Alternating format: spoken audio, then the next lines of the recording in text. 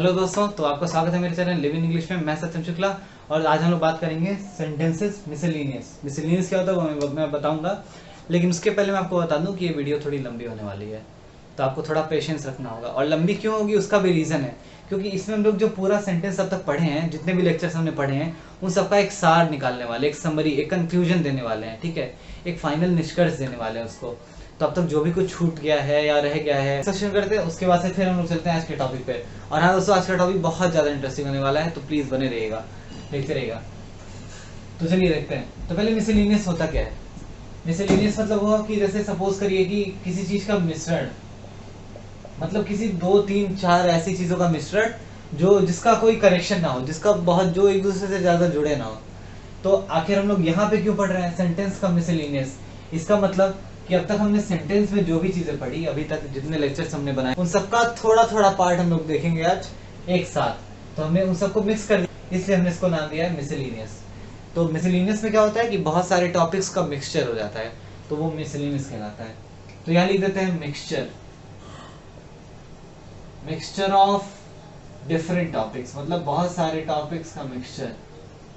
ठीक है, क्योंकि हम यहाँ टॉपिक की बात कर रहे हैं, तो यहाँ मिक्सचर ऑफ डिफरेंट टॉपिक्स। तो चलिए, अब सेंटेंस को हमने मिसलेनियस लिखा है, इसका मतलब कि हम लोग सेंटेंस से रिलेटेड ही बात करेंगे। सेंटेंस होता क्या है, सेंटेंस कैसे पहचान करते हैं सेंटेंस की, जो कि बहुत ही बेसिक चीज़ है। सेंटेंस आपका पहले तो शुरू होता है कैपिटल लेटर से, उसमें कोई शक ही नहीं है। स्टार्ट्स विथ लिख देता है कहीं पर, sentence starts with capital letter. Capital letter सबको पता ही है अब क्या होता है, यानी इसको लिख लेते हैं, शुरू होता है कैपिटल लेटर। और दूसरा पॉइंट क्या हो जाएगा कि सेंटेंस के लास्ट में, यानी सेंटेंस में हम लोग सेंटेंस के लास्ट में या तो आपका फुल स्टॉप आता है, या फिर क्वेश्चन मार्क आता है, और या फिर ये आता है। मतलब कि कोई भी सेंटेंस हो, उसके लास्ट में या तो ये आएगा, या फिर क्वेश्चन मार्क आएगा, या एक्सक्लेमेशन मार्क आएगा। इन तीन में से किसी एक चीज का होना तो बहुत ही जरूरी है, तभी वो सेंटेंस है, वरना वो नहीं है। ठीक है, तो चलिए, ये आपको पता है। अब उसके बाद से सेंटेंस का डेफिनेशन क्या होता था, हमने क्या पढ़ा था। सेंटेंस वो होते हैं जो, पहले तो वो ग्रुप ऑफ वर्ड्स होते हैं, मतलब शब्दों के समूह होते हैं। और दूसरी बात कि उनका एक कंप्लीट सेंस निकलता है, मतलब वो पूरी तरह से वो बात हम समझ में आती है। ठीक है, जब बात एकदम पूरी लगती है, उसका पूरा मीनिंग। तो यहाँ देखते हैं ये example, I was born 4000 years ago. मेरा जन्म 4000 साल पहले हुआ था। अब ये जब वाक्य को देखें, इसको देखें जब हम, ये भी ग्रुप ऑफ वर्ड्स है, ये कैपिटल लेटर से शुरू हो रहा है आई से, और ये खत्म भी फुल स्टॉप से हो रहा है। तो क्या ये सेंटेंस है। और हाँ, इसका सेंस, इसका कंप्लीट सेंस भी निकल रहा है, मतलब आप देखें तो आपको समझ में भी आ रहा है इसका क्या ये कहना चाह रहा है। ये कहना चाह रहा है कि मेरा जन्म, मेरा, चलिए मेरा ही मान लेते हैं, मेरा जन्म 4000 साल पहले हुआ था। तो इसका सेंस तो पूरा निकल रहा है, कंप्लीट सेंस। तो क्या ये सेंटेंस है। अच्छा, एक और देख लेते हैं, अभी थोड़ा पहले ट्विस्ट को थोड़ा अभी वो मेंटेन रखते हैं। एक और देखते हैं, 2 and 2 is 5। तो यहाँ पे भी आप देखिए कैपिटल लेटर से शुरू हो रहा है और फुल स्टॉप से खत्म हो रहा है। तो और यहाँ पे इसका मतलब क्या हुआ, 2 और 2 5 होते हैं। तो ठीक है, 2 और 2 5 ऐसे होते नहीं है, लेकिन यहाँ पे इसका सेंस तो कंप्लीट है ना, तो ये सेंटेंस होना चाहिए। तो क्या ये सेंटेंस है। तो जवाब है कि ये दोनों सेंटेंस नहीं है, ना ये है ना ये है। अब पूछेंगे क्यों, तो उसका रीजन ये है कि I was born 4000 years ago. अब खुद सोचिए, मेरा जन्म 4000 साल पहले हुआ था। आपको आप विश्वास करोगे। नहीं, मुझे भी नहीं है, मुझे खुद विश्वास नहीं है। और क्योंकि ये हो ही नहीं सकता ना आज की डेट में। मतलब पहले मैंने सुना, पहले हम लोग सुनते हैं कि हम लोग टीवी वगैरह में देखते हैं कि पहले लोग होते थे वो इतने साल तक जीते थे। खैर, अभी की बात करें तो अभी हम लोगों ने क्या पढ़ा कि अभी तो 70 ईयर्स समझ में आता है, 80 ईयर्स समझ में आता है, 100 भी समझ में आता है। यहाँ पे लिखा है 4000 ईयर्स अगो, मतलब 4000 साल पहले मेरा जन्म हुआ था। ये पॉसिबल ही नहीं है। तो अगर इसका कंप्लीट सेंस बन भी रहा है, लेकिन इसका जो अर्थ है वो निरर्थक है, मतलब कि इसका कोई अर्थ ही नहीं निकल रहा है। ठीक है, बिना अर्थ के ये सेंटेंस है, तो ये सेंटेंस कहलाएगा ही नहीं पहली बार। वैसे ये भी है, जैसे 2 and 2 is 5, 2 और 2 5 होते हैं। बताओ, 2 और 2 5 होते हैं क्या। 2 3 4, मेरे हिसाब से तो 4 होते हैं, और 4 ही होते हैं। तो 2 and 2 is 5 है अगर, तो ये गलत है। क्यों, क्योंकि ये भले ही लिखा हुआ सब सही है और इसका कंप्लीट सेंस भी है, मतलब ये आपको पढ़ के समझ भी पूरा आ रहा है, पूरी बात समझ में आ रही है, लेकिन ये बात सही तो नहीं है ना, इसका अर्थ तो गलत है ना, इसका अर्थ तो वैलिड ही नहीं है, मतलब ये भी सेंटेंस नहीं है। तो सेंटेंस का जो रूल होता है, मतलब अब हम लोग जान लेते हैं, एक पॉइंट नोट कर लेते हैं कि सेंटेंस पहले तो ग्रुप ऑफ वर्ड्स होता है, ठीक, और हमने 2 पॉइंट ऑलरेडी लिख दिया। और एक और पॉइंट क्या देखते हैं, इसका कंप्लीट सेंस निकलता है, मतलब पूरी बात स्पष्ट हो जाती है, पूरी बात स्पष्ट होना। कंप्लीट सेंस का मतलब क्या है, पूरी बात का स्पष्ट होना। और यहाँ पे उसके बाद क्या है, कंप्लीट सेंस, उसके बाद क्या है कि मीनिंगफुल होना, मतलब ये इसका अर्थ भी निकलना चाहिए, मीनिंगफुल, अर्थ भी निकलना चाहिए।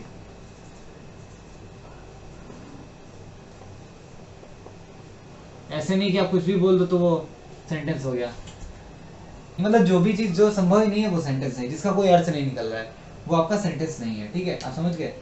तो यानी कि ये भी एक क्राइटेरिया है सेंटेंस होने के लिए। तो हम लोग अक्सर ये पढ़ लेते हैं, ये पढ़ लेते हैं, ये दोनों पढ़ लेते हैं, लेकिन ये नहीं पढ़ते। तो ये आप ध्यान में रखेंगे, यानी कि ये दोनों सेंटेंस नहीं है, आप समझ गए। चलिए बहुत अच्छी बात है, अब आगे बढ़ते हैं। तो चलिए आगे बढ़ते हैं। अब हम लोग देखते हैं कि जो हमने पढ़ा था सब्जेक्ट प्रेडिकेट, सब्जेक्ट प्रेडिकेट करते हैं। तो सब्जेक्ट क्या होता है, सब्जेक्ट क्या पढ़ा था हमने कि जो जिसके विषय में बात होती है, जिसके विषय में बात हो वो सब्जेक्ट कहलाता है, यानी उद्देश्य। और प्रेडिकेट क्या होता है, जो सब्जेक्ट के विषय में बात करता है, सब्जेक्ट के बारे में, सब्जेक्ट के विषय में बात करता है, बात करता है, ठीक है। तो हम जैसे हमने एग्जांपल क्या देखा था, राम एंड श्याम। अभी होता है यहाँ पे ये कैपिटल होगा, क्योंकि मैंने बताया था कि जो नाम होते हैं वो सारे कैपिटल में होते हैं। Ram and Shyam are good friends. तो अब मैंने क्या सिखाया था आपको कि आप कैसे पता करोगे सब्जेक्ट क्या होता है, उसकी पहचान कैसे करते हैं। या तो आप कौन में अपना क्वेश्चन पूछो, या क्या में, या फिर विच, मतलब किसे में। तो यहाँ पे आप किससे पूछोगे, व्हाट, सॉरी हु। तो हु आर गुड फ्रेंड्स, तो आपको आंसर मिलेगा राम एंड श्याम। तो राम एंड श्याम आपका सब्जेक्ट हो गया। और राम एंड श्याम क्या है, गुड फ्रेंड्स है, वो ये आपको सेंटेंस बता रहा है, तो ये आपका प्रेडिकेट हो गया। तो चलिए बताइए, एक और एग्जांपल देते हैं। तो जनरली हम लोग क्या देखते हैं कि जो ये होता है सब्जेक्ट पार्ट वो छोटा होता है, और ये प्रेडिकेट पार्ट बड़ा होता है, क्योंकि इसमें वर्ब भी होता है और इसमें आपका वो भी होता है, क्या होता है। और अब हम लोग देखेंगे एक और एग्जांपल, डांसेस। हाँ तो चलिए अब ये एग्जांपल देखिए, this small beautiful and intelligent girl dances. मतलब क्या कि यह छोटी सी, तो this small beautiful and intelligent girl dances, मतलब यह छोटी सी सुंदर और बुद्धिमान लड़की नाचती है, ठीक है। तो ये इसका मतलब हो गया। अब आप ये बताइए, इसमें आपको क्या लगता है, क्या सब्जेक्ट होगा, क्या प्रेडिकेट होगा, मतलब उद्देश्य विधेय क्या होगा। तो यहाँ पे तुमने ये देखा, या फिर मैंने बताया था कि इसको ब्रेसेस में लिखते हैं, ब्रेसेस क्या होता है वो भी मैंने बताया था। चलिए इसमें देखते हैं। तो सिंपल सी बात है, हमने बताया था अगर उसमें वर्ब दिया है, यानी क्रिया दिया है, कौन काम कर रहा है, काम करना, तो बस ये देख लेते हैं कौन काम कर रहा है, तो पता चल जाएगा कि क्या सब्जेक्ट है। अब या तो कौन देख लीजिए, या तो क्या है जो काम कर रहा है, या किस पे काम हो रहा है, अब ये सब देख लीजिए, आपको पता लग जाएगा। तो यहाँ देखिए नाचना काम हो रहा है ना, नाचने का, तो कौन नाच रहा है, लड़की नाच रही है, ठीक है। तो बताइए सब्जेक्ट क्या होगा, लड़की होगा। तो ये सब क्या है, अगर सब्जेक्ट आपका लड़की है तो ये सब क्या है, यह छोटी सी सुंदर और बुद्धिमान लड़की नाचती है। यानी आप कहना चाहते हैं कि इस लड़की जो है वो सब्जेक्ट है, और बाकी सारा क्या है, वो आपका उद्देश्य, सॉरी विधेय है, मतलब कि प्रेडिकेट है, ऐसा। मतलब ये सारा आपका प्रेडिकेट हो गया और ये सब्जेक्ट हो गया। ऐसा नहीं है, ऐसा नहीं है। क्यों नहीं है बताते हैं। देखिए जो डेफिनेशन है सब्जेक्ट और प्रेडिकेट की, वो अभी अधूरी है, मतलब कि जिसके विषय में बात हो वो सब्जेक्ट होता है, ये बात पूरी नहीं है अभी। बात पूरी कब होगी, जब हम ये कहेंगे जिसके विषय में बात हो, वाक्य में, एक लाइन ऐड कर दे वाक्य में, और ये बहुत जरूरी लाइन है, वाक्य में जिसके विषय में बात हो वो होता है आपका सब्जेक्ट। वैसे ही प्रेडिकेट क्या होता है, जो वाक्य में सब्जेक्ट के बारे में बात करता है, वाक्य में सब्जेक्ट के विषय में जो बात करता है उसे प्रेडिकेट कहते हैं। ठीक है, मतलब वाक्य में सब्जेक्ट के विषय में बात करता है प्रेडिकेट। तो दोस्तों अब देखने वाली बात क्या है कि यहाँ पे आप कौन नाचता है, लड़की नाचती है आपको पता चल रहा है, और आप जो क्वेश्चन का आंसर कर रहे हो कौन नाचता है, तो आप अधूरी बात क्यों करोगे, आप पूरी बात बताओ कि कौन नाचता है। एक छोटी सी सुंदर और बुद्धिमान लड़की नाचती है। तो आपका क्या निकल के आएगा कि ये पूरा आपका जो है वो सब्जेक्ट है। हाँ, इसलिए कंफ्यूज मत होना कि सब्जेक्ट इतना बड़ा और प्रेडिकेट इतना छोटा, ऐसा होता है। जैसे यहाँ पे मान लीजिए आपका क्या है, ये मैंने कहा कि ये पूरा सब्जेक्ट है, this small beautiful and intelligent girl, ये पूरा आपका सब्जेक्ट है मैंने कहा, ठीक है, और ये आपका सिर्फ प्रेडिकेट है। तो प्रेडिकेट में आपका वर्ब भी हो सकता है, मतलब बहुत सारे केसेस ऐसे आप देखोगे जहां पे, जैसे मान लीजिए एक केस ये देखते हैं, राम गोज, राम जाता है। अब यहाँ पे और कुछ है नहीं, बस आपको राम दिया है और जाता है। कौन जाता है, राम जाता है, तो राम आपका सब्जेक्ट हो गया और गोज आपका प्रेडिकेट हो गया। तो यानी यहाँ पे तो सिर्फ यही चीज है ना, जाता है। अब राम के बारे में सिर्फ इतनी जानकारी, तो उसके लिए हम क्या कर सकते हैं। अच्छा, ये प्रेडिकेट कब होता, यानी ये विधेय में कब आता, तब आता, हम बताते हैं। लड़की छोटी सी है, सॉरी, लड़की छोटी सी है और बुद्धिमान है।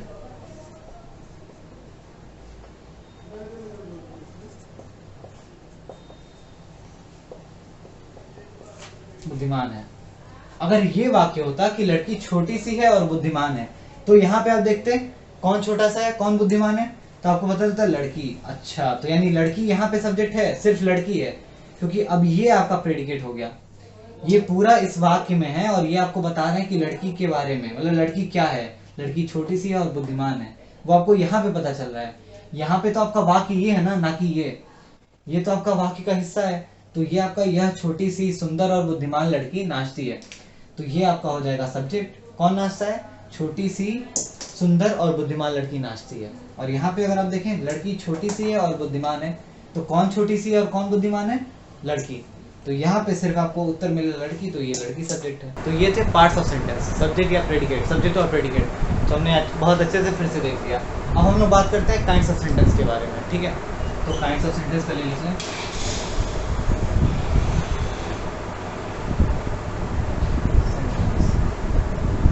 अब दोस्तों, अगर मैं आपसे कहूँ कि जो काइंड ऑफ सेंटेंस होते हैं वो 3 तरह के होते हैं, तो आप क्या कहोगे। मैंने पहले बताया कि 5 तरह के होते हैं, अब मैं कहूँ कि 3 तरह के होते हैं। तो कि ट्रिक क्या है, बात क्या है, अब तक जो मैंने आपको बताया था काइंड्स ऑफ सेंटेंस, जो 5 तरह के मैंने बताए थे, वो आपके अर्थ के आधार पे थे, मतलब मीनिंग, उससे क्या, कोई सेंटेंस पढ़ने से उसकी क्या मीनिंग निकल के आ रही है, क्या अर्थ निकल के आ रही है, वो क्या बताना चाह रहे हैं, उस बेसिस पे वो 5 तरह के थे।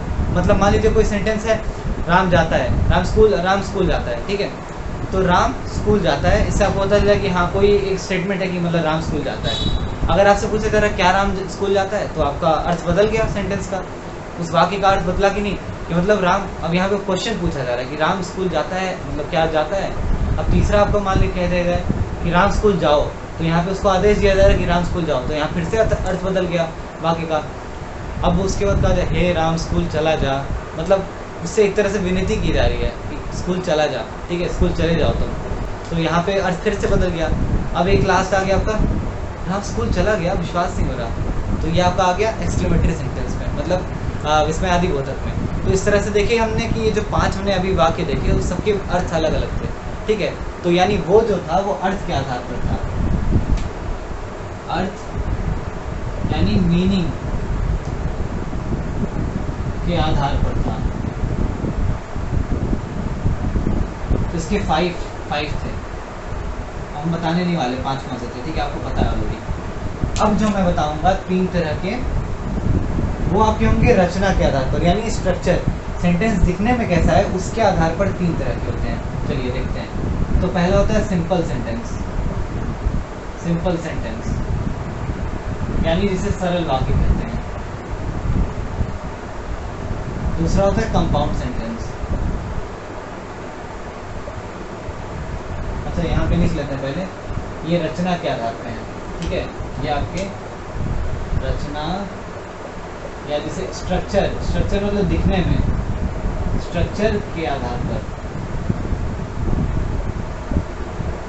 समझ आ रहा है आपको? तो रचना के आधार पर ये आपके तीन तरह के कंपाउंड सेंटेंस यानी संयुक्त वाक्य, और तीसरा आपका क्या हो गया, तीसरा हो गया कॉम्प्लेक्स, कॉम्प्लेक्स COMPLEX यानी मिश्रित वाक्य। हिंदी में क्या होता है आपने पढ़ा हो कि रचना की दृष्टि से और अर्थ की दृष्टि से, तो ये पांच आपको पता है। इन तीन के बारे में थोड़ी सी बात करते हैं, और हम इसके बारे में बहुत डिटेल में अभी नहीं जानेंगे क्योंकि अभी हमने टेंस नहीं पढ़ा है, हमने पार्ट्स ऑफ स्पीच नहीं पढ़ा, हमने बहुत कुछ ऐसा नहीं पढ़ा है जो इसमें काम आने वाला है। इसलिए बस हम थोड़ा सा बस इसका वो ले लेंगे, मतलब एक सिंपल सा व्यू कि क्या होता है, आखिर होता क्या ये।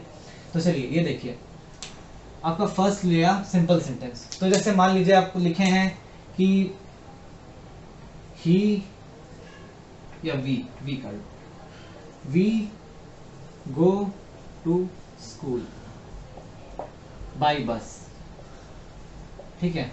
We go to school by bus यानी कि हम बस से स्कूल या विद्यालय, जो भी लिख लीजिए, दोनों चलता है, स्कूल जाते हैं, इसका यही मतलब होगा। अब हम इसको मान लिया ऐसे लिख लें कि the bus comes and we go to school, मतलब बस आती है और हम स्कूल जाते हैं, स्कूल जाते हैं। तो देखिए अभी भी इसका अर्थ नहीं बदला, दिखने में ये थोड़ा अलग हो गया लेकिन अर्थ अभी भी थोड़ा बहुत वैसा ही है, ठीक है। तो ये दूसरा आपका हो गया। और तीसरा, जब बस, और ये इंग्लिश में लिखना था, we go to school when bus comes, हम स्कूल जाते हैं जब बस आती है। तो अब देखिए यहाँ पे पहला क्या है, we go to school by bus, हम बस से स्कूल जाते हैं। दूसरा क्या है, the bus comes and we go to school, bus आती है और हम स्कूल जाते हैं। तीसरा क्या है, we go to school when bus comes, मतलब हम स्कूल जाते हैं जब बस आती है। तो देखा जाए तो इसका अर्थ तो तीनों का एक ही निकल रहा है, ठीक है। लेकिन इनको जब देखे ध्यान से, इसको जब ध्यान से पढ़ेंगे तो इनके स्ट्रक्चर में यानी दिखने में ये तीनों अलग अलग दिख रहे हैं। यहाँ पे आपका ऐसा लग रहा है कि एक ही सेंटेंस है, यहाँ पे आप देखिए तो बस आती है, ये अपने आप में एक सेंटेंस लग रहा है, हम स्कूल जाते हैं, ये भी अपने आप में सेंटेंस लग रहा है, ठीक है। और वैसे ही तीसरा, हम स्कूल जाते हैं जब बस आती है, तो हम स्कूल जाते हैं, ये भी एक सेंटेंस लग रहा है, ये भी एक सेंटेंस लग रहा है, अलग अलग ऐसा लग रहा है, दो को जोड़ दिया गया है। तो दरअसल यही होता है, ये आपका क्या है, सिंपल सेंटेंस है यानी सरल वाक्य। मतलब इसमें आपका एक आपका सब्जेक्ट होता है और एक प्रेडिकेट होता है। हम क्या है, सब्जेक्ट, कौन स्कूल जाते हैं, हम, बस से स्कूल जाना, प्रेडिकेट। इसमें क्या होता है सेकंड वाले में कि वी गो टू स्कूल, ये आपका सरल वाक्य है, मतलब इसमें एक सब्जेक्ट है, एक प्रेडिकेट है, सरल वाक्य है। लेकिन एक और साथ में सरल वाक्य होता है, द बस कम्स, कौन आता है, बस आती है। तो यानी ये दो सरल वाक्यों से मिलके, यानी ये तो आपका सिंपल सेंटेंस है, अब ये और ये दो सिंपल सेंटेंस से मिलके बना है, तो इसलिए इसको संयुक्त वाक्य यानी कंपाउंड सेंटेंस कहते हैं। कंपाउंड मतलब दो चीजों का मिलना, ठीक है। तो ये दो किससे मिलके बना है, दो सिंपल सेंटेंस से मिलके बना। उसके बाद आप तीसरा देखिए, तो we go to school when bus comes.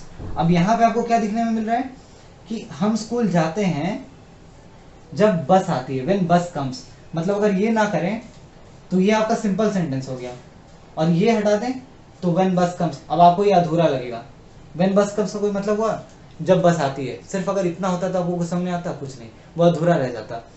तो याद करिए मैंने आपको क्लॉज पढ़ाया था, तो ये आपका क्या है, क्लॉज, व्हेन बस कम्स। क्योंकि ये व्हेन बस कम्स में आपका सब्जेक्ट भी है, वर्ब भी है, लेकिन यहाँ पे क्या, इसका मीनिंग अभी पूरी तरह कंप्लीट नहीं लग रहा है, ठीक है।